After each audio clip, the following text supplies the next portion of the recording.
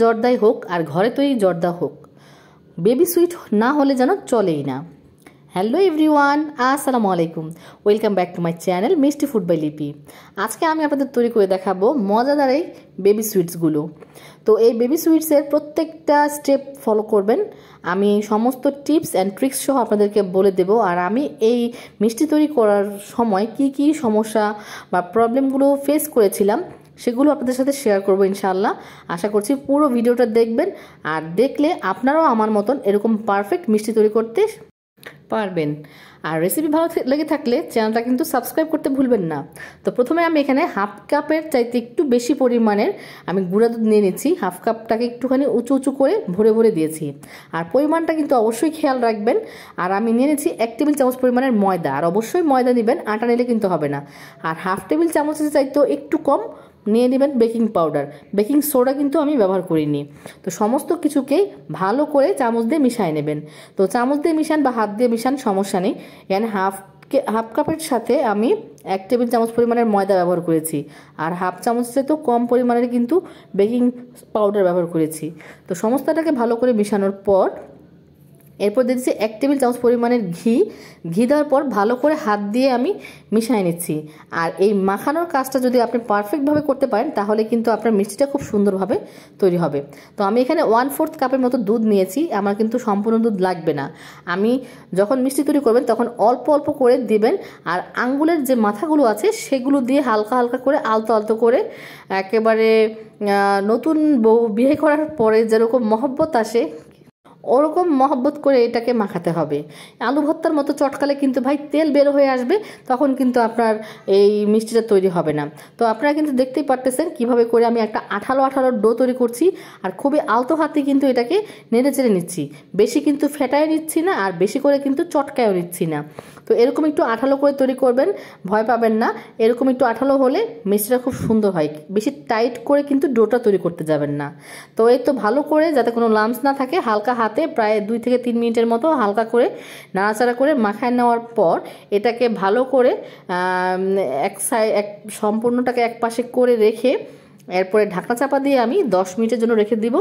আর আমার কিন্তু দুধ সম্পূর্ণ লাগেনি। তো 10 মিনিট পর ফিরে আসলাম হাতে একটুখানি ঘি মাখায় নিয়ে।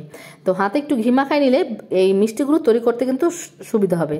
তো দেখতেই পারতেছেন কিন্তু আপনারা প্রথমে যে একটা আঠালো ভাব ছিল এখন কিন্তু এটা সেট হয়ে গেছে। এখন কিন্তু আর সেই চিটচিটে ভাবটা নেই, হাতে কিন্তু লেগে আসছে না।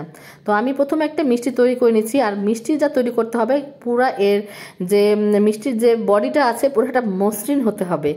আর আমার সম্পূর্ণ মিষ্টি যাতে একই সাইজের হয় এই কারণে আমি মেজারমেন্ট কাপের যে চামচগুলো আছে সবচাইতে ছোট চামচটাকে আমি নিয়ে নিচ্ছি।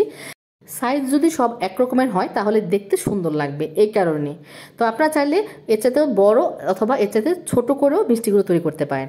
তো সমস্ত মিষ্টিগুলোকে আমি একটা একটা করে তৈরি করে নিচ্ছি। আর অবশ্যই বেশি প্রেস দিয়ে বা হাতে প্রেসার দিয়ে মিষ্টিগুলো তৈরি করবেন না, আলতো হাতে তৈরি করবেন। আর যাতে পুরোটা মিষ্টির উপরের ভাগটা যাতে মসৃণ হয় সেটা খেয়াল করবেন। তো সমস্ত মিষ্টি তৈরি করা হয়ে গেছে, এখন চলে যাচ্ছি নেক্সট স্টেপে। তো নিয়ে নিচ্ছি আমি একটা কড়াই, এটাও সেই ব্রিটিশ আমলের একটা কালো কুচকুচে কড়াই। তবে মিষ্টিটা দেওয়ার আগে চেক করবেন যাতে আপনার হাতের তেলটা যাতে সয়। একবারে ফুলফিল গরম তেলে মিষ্টিগুলো দিতে যাবেন না, চুলার ফ্লেমটা একবারে লোয়ে রাখবেন। এরপরে মিষ্টিগুলোকে ছেড়ে দেবেন। আর দেখতেই পাচ্ছেন আপনারা দেওয়ার সাথে সাথে কিন্তু মিষ্টিগুলো থেকে একটু পরে বুদবুদ শুরু হয়েছে। তো এই টিপসটা কিন্তু অবশ্যই ফলো করবেন। অনেকেই গরম তেলের মধ্যে মিষ্টিগুলো ছেড়ে দেয়, উপরটা কালো হয়ে যায়, ভেতরটা কিন্তু শক্ত হয় না। তো এই পর্যায়ে হালকা হালকা করে আমি একটুখানি নাড়াচাড়া করে দিচ্ছি। আর নাড়াচাড়া করতে করতেই দেখবেন আপনার মিষ্টিগুলো তেলের উপরে ভেসে আসছে। আর দেখতে পাচ্ছেন মিষ্টিগুলো কিন্তু ফুলে ডাবল হয়ে গেছে। তো এটা শিরার মধ্যে দিলে আর একটু মিষ্টিটা ফুলে যাবে।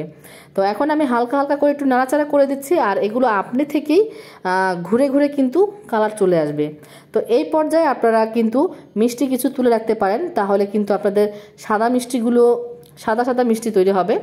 তো এরপরে যদি আপনারা আরেকটু ভাজেন বা এই যে এখন যে পর্যায়টা আসছে লাল কালার, এখন যদি উঠায় রাখেন তাহলে হয়ে যাবে আপনার লালমোহন মিষ্টি। তবে আমি আজকে লালমোহন সাদা মোহন কিছুই বানাবো না, আমি আজকে কালো জাম বানাবো, ছোট ছোট কালো জাম বেবি সুইটস। তো দেখতে পাচ্ছেন আমি একেবারে কিন্তু পুরাটা ব্রাউন করে ফেলছি।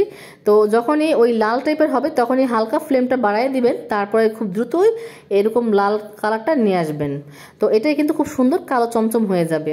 তো এখন আমি মিষ্টিগুলোকে তুলে একটা প্লেটে রাখছি। তো মিষ্টিগুলো মোটামুটি ঠান্ডা হতে থাকুক। তো এখন আমি হাফ কাপ পানি, চিনির জন্য 1 কাপ পরিমাণের পানি দিয়ে দিচ্ছি। তো এই পর্যায়ে আপনারা চাইলে এলাচ দিতে পারেন, তবে আমি এলাচ দিচ্ছি না। তো চিনিটা যখন সুন্দর করে গলে যাবে, এখানে শিরাটা ঘন হওয়ার কোনো প্রয়োজন নেই। এর পর্যায়ে মিষ্টিগুলোকে আমি দিয়ে দেব। মিষ্টিগুলো কিন্তু আমার মোটামুটি ঠান্ডা হয়ে আসছে। আমি কিন্তু খুব গরম মিষ্টি, খুব গরম শিরার মধ্যে দিচ্ছি না। অবশ্যই আপনাদের খেয়াল রাখতে হবে, হয় চিনির শিরা ঠান্ডা হতে হবে, মিষ্টিটা গরম হতে হবে। এরকম টাইপ করে দিলে আপনাদের মিষ্টিটা খুব সুন্দর পারফেক্ট হবে। তো আমি 10 মিনিটের মতো চুলার মধ্যে রান্না করে এরপরে 1 ঘন্টার জন্য এটাকে আমি একটা সাইডে রেখে দিয়েছিলাম। এরপরে ফাইনাল লুক দেখুন, আমার মিষ্টিটা কিন্তু একটা মিষ্টিও ফাটেনি আর একটা মিষ্টিও ভেঙে যায়নি। পারফেক্ট কালো জাম তৈরি হয়েছে। আর একই ট্রিক্স ফলো করে যদি আপনারা বাসায় তৈরি করেন, তাহলে আপনারা বাসায়ও বড় বড় কালো জাম যে আছে সেগুলো তৈরি করতে পারেন। আর দেখুন এর ভেতরটা কতটা জুসি, রসের টইটম্বুর হয়ে গেছে। আর এই মিষ্টিটা কিন্তু আপনারা বাড়ির যে দোকানের মিষ্টিগুলো আছে তার চাইতেও কিন্তু অস্থির টেস্টে আপনারা এই মিষ্টিগুলো খেতে পারবেন। আর এই যে আমি আজকে এখন মালাই জর্দা তৈরি করেছিলাম, এই মালাই জর্দার জন্য আমি বেবি সুইটসগুলো তৈরি করেছি। আর এই মালাই জর্দার ভিডিওটা কিন্তু আসছে নেক্সট দিনে। তো আশা করছি আমার আজকের এই ভিডিওটা ভালো লেগেছে, আর আগামী যে নেক্সট ভিডিওটা নিয়ে আসছি সেটাও ভালো লাগবে। সবাই ভালো থাকবেন, সবার জন্য সবাই দোয়া করবেন।